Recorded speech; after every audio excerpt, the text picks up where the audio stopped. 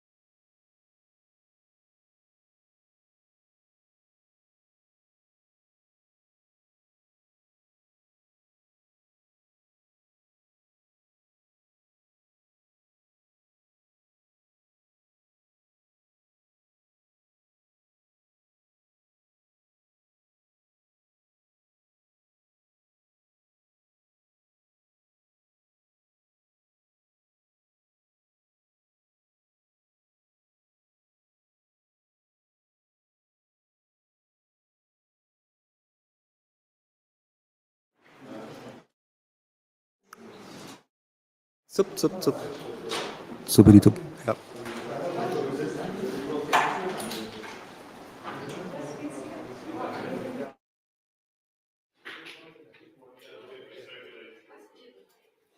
Nass. Es hat geregnet draußen. Was? Ich habe gefragt, ob es trocken gehen soll oder nass ist. Muss schneller gehen. Ja. So. Wir brauchen noch 4 Wasser. Zweimal hier, zweimal rüber. Ja, also ja, genau.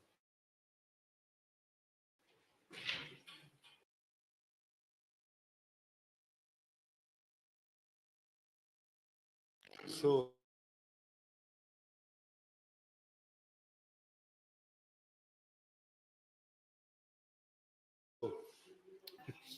Ja, Henrik ist Azubi.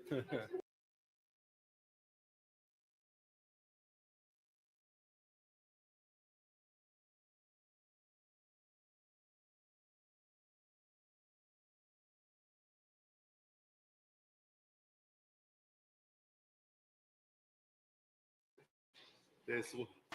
Ich wollte schon Pampers holen vorhin. Aber ja, 5, 6, 7.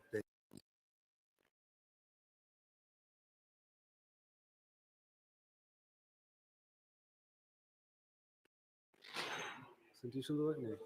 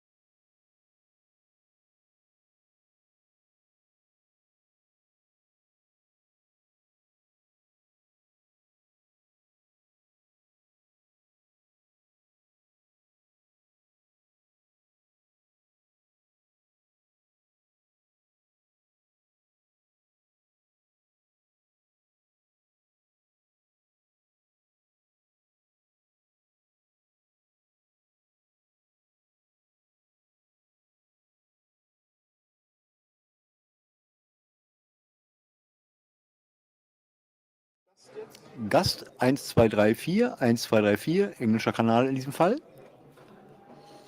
Soll ich noch weitersprechen? Ja, passt. 3, 4, 5. Meine liebliche Stimme auch nochmal. So, check, check, 1, 2. Ich bin mich auch im Saal. Alles klar, gut, machen wir wieder aus.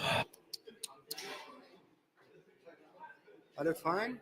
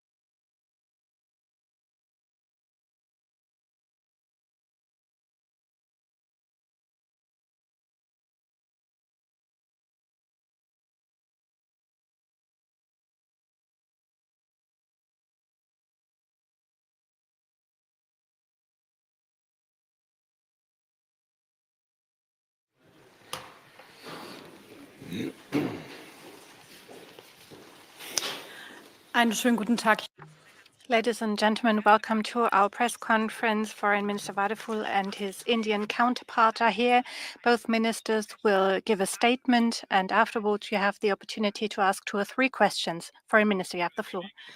Colleague, dear Jai, we are meeting for the second time this year after a meeting we had during the Munich Security Conference. Now we're meeting in Berlin. A warm welcome to you. It's a great honor for me and the federal government to be hosting you and to see that you've come at such an early stage to Berlin. This highlights our interest on both sides in close, fruitful ties between our countries. It's not a coincidence that we work together so closely because between our democracies, there is a close bond that, with regard to the countless international challenges, is of crucial importance for both countries and their people. We are now looking back on 25 years of strategic partnership.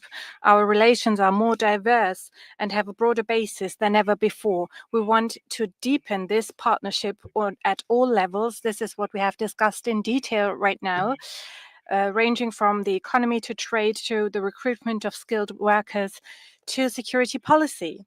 We share the joint goal of maintaining the rules-based international order and freedom of maritime trade routes in the Indo-Pacific. This is what we have discussed in much detail today. India has a very special importance regarding a strong actor in security policy in a strategically important region of the world. So we are active with the Bundeswehr in the Indo-Pacific as part of our Indo-Pacific deployment. The participation of the German Air Force in a big exercise of the Indian Armed Forces, port calls, exercises of the German and Indian navies. We've been engaged in all these areas and we are very happy about the existing cooperation. We want to build on it further. Questions of armament are also an area where we want to mutually cooperate. This is what we've also discussed today. All of this are symbols of our solidarity in global affairs too when it comes to preserving peace and security. In many places of the world, this is especially challenged right now. We agree peace and stability in the Indo-Pacific are closely intertwined with peace and stability in the Euro-Atlantic area. And we talked about the fact that our countries are united in our responsibility to preserve peace and stability. Jay, you know that for us in Berlin, the biggest security challenge is only a few hundred kilometers away. For 3 years, at the heart of Europe, the Russian war of aggression has been raging, calling into question the foundation of peaceful coexistence. We as Europeans work with our American and Ukrainian partners and friends on a ceasefire, on the fact that this war will soon come to an end so that Ukraine can find its peace as a sovereign state. Part of this is that we sanction those who still oppose peace. Currently, within the EU, we are talking with our partners about additional sanctions against Russia. We are looking especially at the energy sector here, where we are also thinking about lowering the oil price cap. Our goal is clear. We don't want to add more money to Russia's war chest. Jay, we also talked about a topic that affects India's security and global security. We all were appalled by the brutal terrorist attack on India on the 22nd of April. We condemned this attack on civilians in the strongest terms. Our deepest sympathy goes out to all victims and their families. After military attacks on both sides, and India, of course, has every right to defend itself against terrorism, the fact that now a truce is in place is something we appreciate very much. What is important now is that this truce remains stable, that dialogue can happen in order to find bilateral solutions for that conflict, taking into account the vital interests on both sides. Part of this, of course, is naturally effective cooperation in the fight against terrorism. Germany and India have been fostering a regular dialogue on the fight against terrorism for years, and we intend to intensify it further. A central topic of our exchange today was, of course, trade and economic affairs. Our two countries have always been working closely together. Germany is already India's most important trading partner in the EU. As the federal government, we are committed to finalizing a free trade agreement between India and the EU. And by the end of this year, which is ambitious, but in this dynamic world, we need ambitious goals for ambitious economic areas like ours. Together, we can really make a change for the better for the people in both our countries. In order to succeed, we need to improve conditions for our companies and mutually reduce trade barriers. With a free trade agreement would grant Indian companies better access to the EU's single market. At the same time, India offers great opportunities to German and European companies. More than 2,000 German companies, which is quite a number, are already doing business in India, and I'm very confident that there will be many more in the future, because India is a key partner for Germany. Also, with regard to diversifying and increasing the resilience of our supply chains, the Indian market holds incredible potential for growth and innovation. It is full of opportunities in sunrise industries such as hydrogen, electric mobility, semiconductors, or artificial intelligence. The technological skills of our companies fit well with those of their Indian partners. This has also been reflected at the Asia-Pacific Conference of German Business last October in New Delhi. The huge interest of the German business community in India was also reflected last autumn at the business day of our ambassadors conference here in Berlin.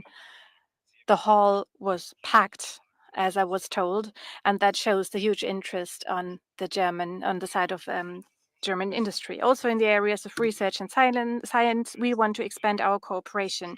In the spirit of our cooperation in the field of science and technology that has existed for 50 years already, together we can shape technological progress of the 21st century. We want to move to the future together. In important areas like energy transition and dealing with the climate crisis, we have the German-Indian Green and Sustainable Development Partnership, and that shows that our countries are on the right track, the track towards the future. India has a leading role also within the G20 and can build bridges to other countries as well. This is also reflected by India's wish to host COP33.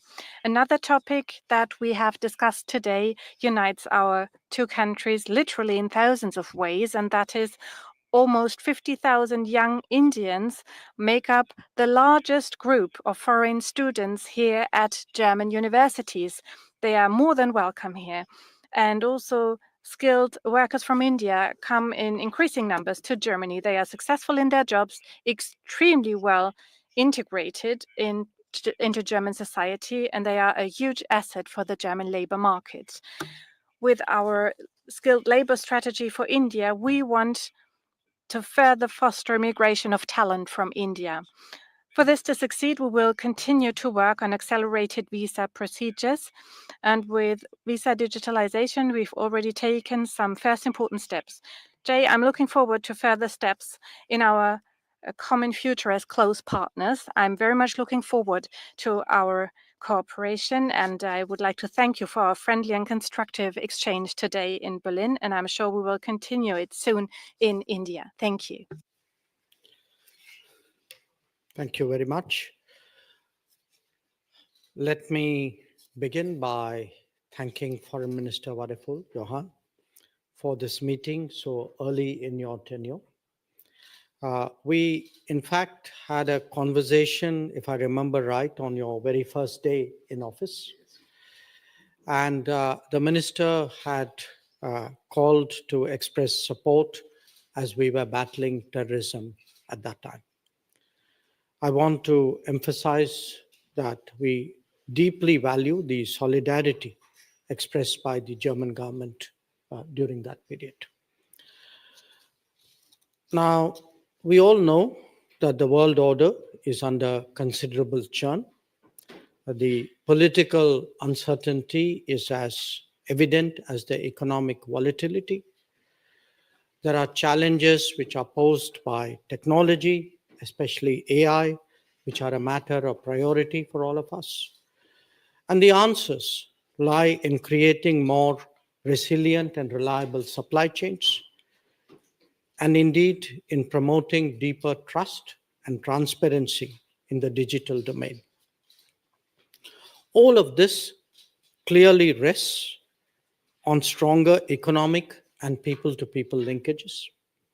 And most important, a relationship led by a strong political commitment and strategic understanding.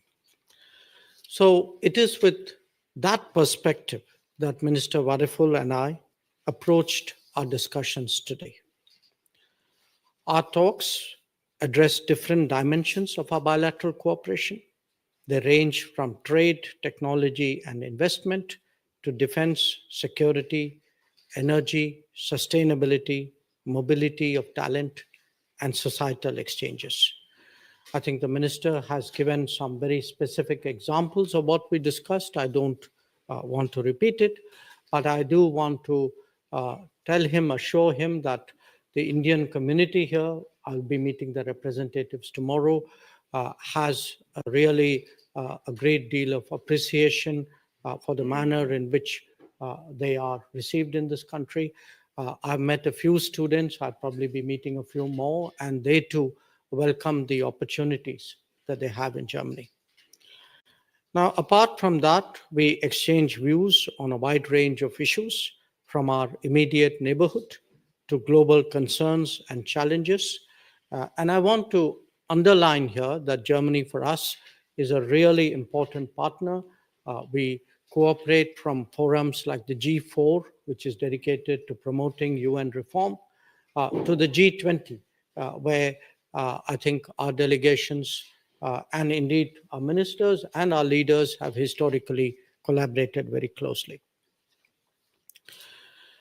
Earlier this morning, I had the honor of meeting Chancellor Merz and noting his strong commitment to elevating and expanding our strategic partnership.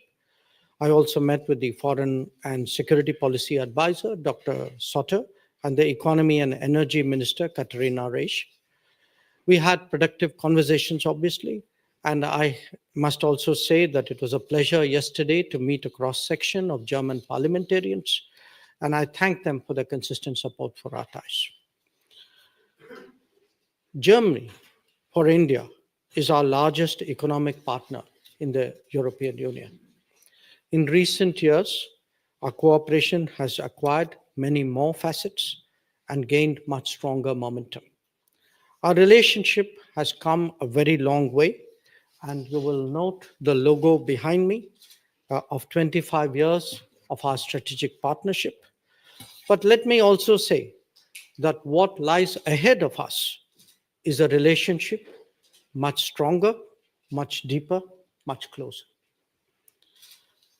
While deeply valuing this bilateral dimension, we also recognize Germany's crucial, I would say invaluable role in shaping our larger relationship with the European Union.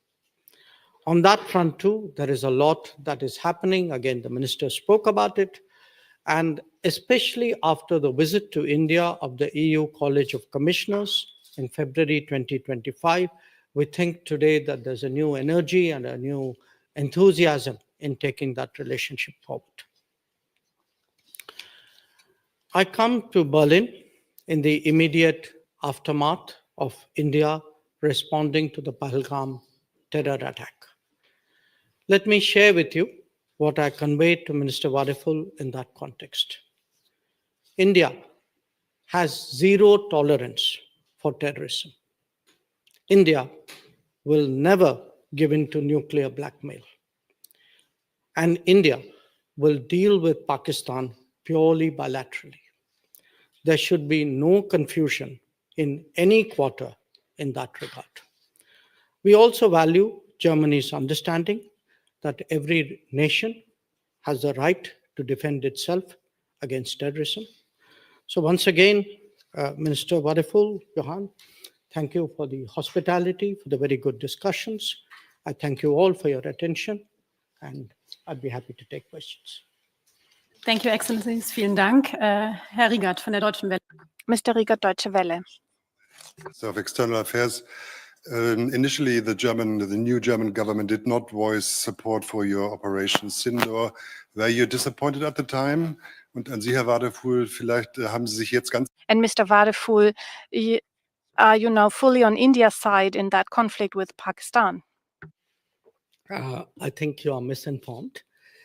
In fact, we had a conversation on the 7th of May, is my recollection, which was when we initiated our operations. And it was a very understanding and positive conversation. And quite honestly, even before that, the German government had expressed solidarity in face of this terror attack. And the minister also very clearly conveyed Germany's understanding that every nation has a right to defend itself against terrorism. Genau. Wir haben Yes, absolutely. On the first day in office, on my first day in office, there was a phone call I had together with a French colleague, Jean-Noël Barrot.